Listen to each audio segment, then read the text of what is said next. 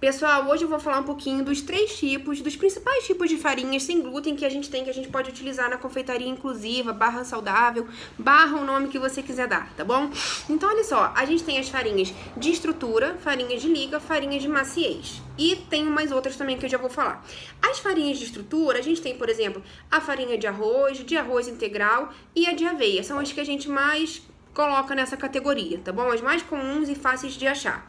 E se eu tô falando que é uma farinha de estrutura, ela vai trazer estrutura pro meu bolo, ok? Pensa que o seu bolo é como se fosse uma casa. Na hora que faz a casa, eu não sou muito especialista, mas você tem o tijolo, você tem o cimento, tem o reboco, não é? Não tem várias coisas assim pra casa ficar em pé? Então, quando você vai fazer um bolo sem glúten, você tirou o cara que faz todas as tarefas, que é o glúten. E aí você tem que repor vários outros caras para conseguir obter um resultado mais parecido possível de um bolo com glúten, tá bom?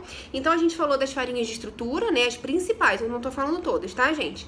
A gente tem, por exemplo, as alternativas, as farinhas de liga, que a que o pessoal costuma usar por aí é o polvilho doce, né? A gente tem o polvilho doce, tem o polvilho azedo, que é utilizado para fazer o quê? Pão de queijo. O pão de queijo não fica aquele puxa-puxa, aquela coisa liguenta que a gente gosta no pão de queijo? Então, por isso que é considerado uma farinha de liga, tá bom? A gente pode utilizar outras coisas também para trazer essa liga, tá? Eu posso falar num outro vídeo, tá bom?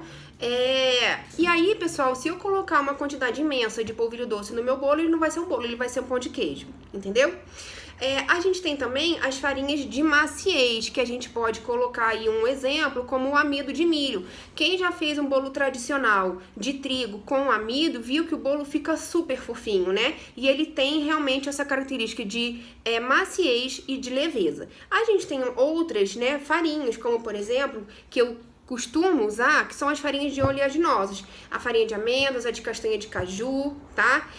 Elas vão trazer o quê? Umidade, pessoal, e é uma ótima alternativa pra gente não ter que ficar aumentando a quantidade do óleo, assim, né, de forma grotesca para trazer umidade. Então, a gente usa um pouquinhozinho da farinha de amêndoas, por exemplo. Eu sei que ela é cara, mas um pouquinhozinho já traz muita diferença pro bolo. E uma alternativa, em termos de valor, é a de castanha de caju. Eu moro aqui no Sudeste, ela é bem mais em conta do que a de amêndoas, tá bom?